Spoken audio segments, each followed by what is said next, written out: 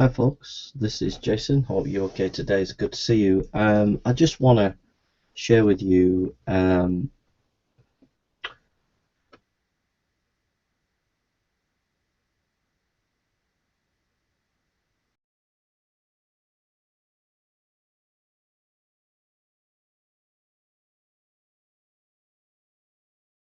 there are there is a sort of major school of textual criticism that goes right back to the 19th century, which is Westcott and Hort. And basically, Westcott and Hort said that the oldest manuscripts are the best, and that means we've got ancient manuscripts of the New Testament from the Alexandrian school of copying. Um, However, at the time of Westcott and Hort, there was also a belief that the vast majority of texts that we have of the New Testament were from the Byzantine school of copying.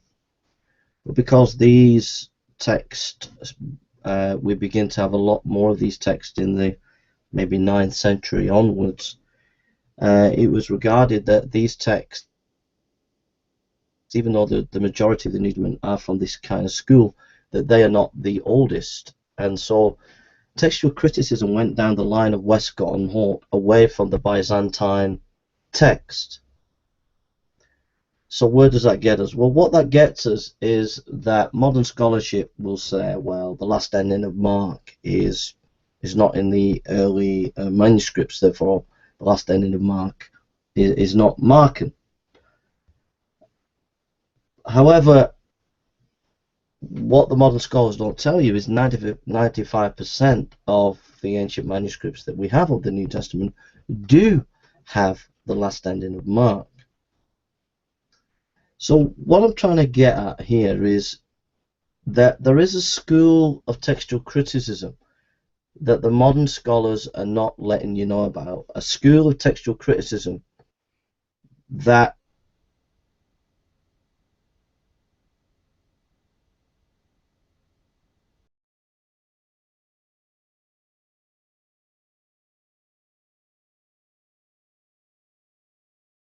scientific way of looking at textual criticism. Now, an article, a very extensively researched article by New Testament textual critic Maurice A. Robinson, is called The New Testament Textual Criticism, the Case for the Byzantine Priority. He writes, from the beginning of the modern critical era in the 19th century, the Byzantine text form has had a questionable reputation. Associated it was with the faulty Textus Receptus edition, which stemmed from Erasmus or Ixamon's uncritical selection of a small number of late manuscripts, hereafter MS. Scholars in general have tended to label the Byzantine form of text late, here it is, late and secondary, due to both to the relative age of the extant witnesses, which provided the majority of its known support, and in the internal quality of its readings as subjectively perceived. Yet even the numerical basis of the Byzantine text form rests primarily upon late minuscules and uncials of the 9th century, and later the antiquity of the text reaches at least as far back as its predecessor exemplars of the late 4th and early 5th century. So basically what Maurice A. Robertson is saying here is that modern textual criticism, rejection of the Byzantine texts as being more helpful for the reconstruction of the New Testament text, is faulty. That actually we need to take more seriously the Byzantine text, not just because there's more of them, but for very good reasons, that they are actually do go back to later antiquity. So he reads in his conclusion, every variant unit evaluated favorably from a Byzantine priority perspective, and all its units should be carefully examined when attempting to restore the original text. End of quote. So that's an article that you can go and read. It's called The New Testament Textual Criticism, New Testament Textual Criticism, the Case for Byzantine Priority. So I would encourage you to go and read it. It's extremely difficult article to read, but if you're interested in textual criticism, that's a very helpful place to start. Also,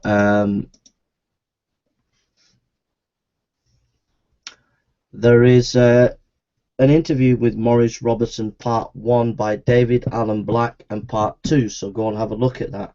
Interview with Maurice Robertson, part 1 and 2, David Alan Black.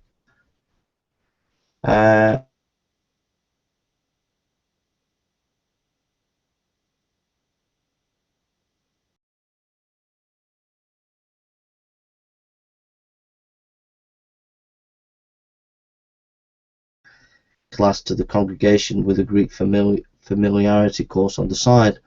We laypersons were urged to purchase Bury's interlinear Greek New Testament, which gave us the benefit of a complete Greek New Testament text, with a literal English meaning for every Greek word and a brief but complete lexicon, and significant for text critical purposes, a collection of variant readings adopted by 19th century scholarly editors.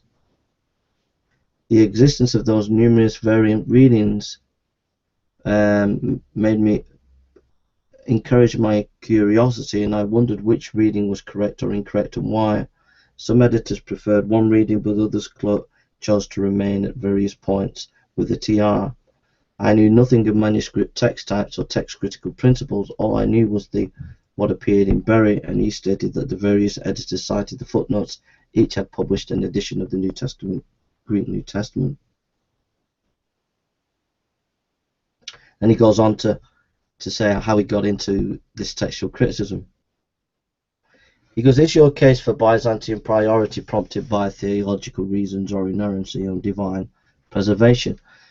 He goes, short answer is no. The long answer is more complex. Following my conversion, I had become convinced of the reliability and authority of Scripture. I then basically held to a somewhat inerrant viewpoint. Certainly my view regarding Scripture drove my interest regarding both its original language and the question of which readings were original. At that time, the readings my theological views approved were not those of the Byzantine text form or the TR, but the predominantly Alexandrian variants cited in Bury's footnotes and in the main text of the UBS edition. Certainly my theological presuppositions did not compel a position regarding a traditional form of the text, nor a preference for any specific manuscripts or text types, nor what variant reading should be preferred at any given point. Even today, my view of biblical inerrancy is not affected by my text critical viewpoint, nor does my view regarding inerrancy determine my text critical viewpoint. In theory and actual historical practice, any text or manuscript can be accepted as God-breathed and theological sufficient for teaching and for proof in instruction of righteousness. In other words, such MS and text exist as valid witnesses to biblical authority, despite various known scribal errors or disagreements among them. In this regard, no MS or text fails in its aggregate to reflect an authoritative witness to God's written revelation of truth. Textual criticism exists primarily to sort out the differences and out of many reasonably good and accurate texts to determine more precisely which sequence of readings appears most closely to reflect the original form of the text as given by revelation.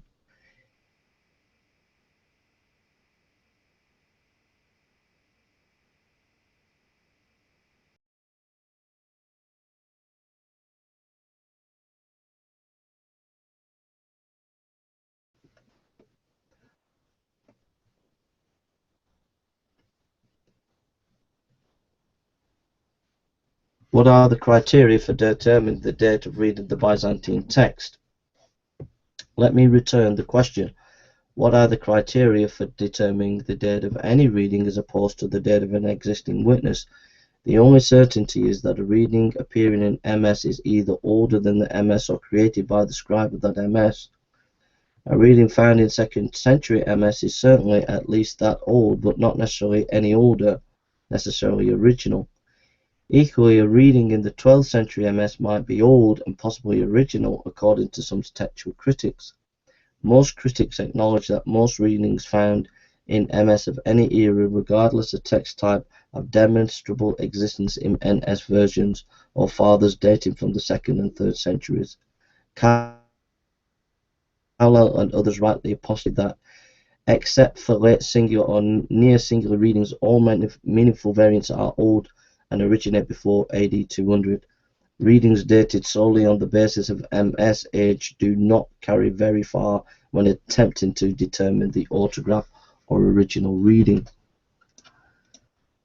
So that's just a little bit about the Byzantine school of textual criticism. And so I'll read again the titles of these articles, and you can go and research it. So basically, when you're hearing modern scholars today talk about textual variants, remember there's a different school of textual criticism that's not heard much in the halls of academia, and it's a very solid scholarly school that's being ignored.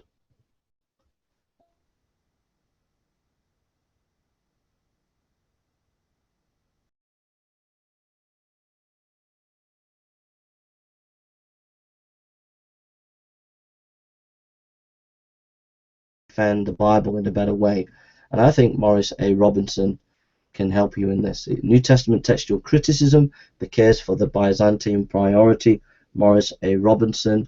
And then if you also type in interview with Maurice Robinson part 1, David Allen Black, on davidblackonline.com, okay, and there you can read part 1, and there's part 2 of an interview with Maurice Robinson. So there we are. I'm doing textual criticism in the canon at the moment because I'm just looking into it in a deeper way.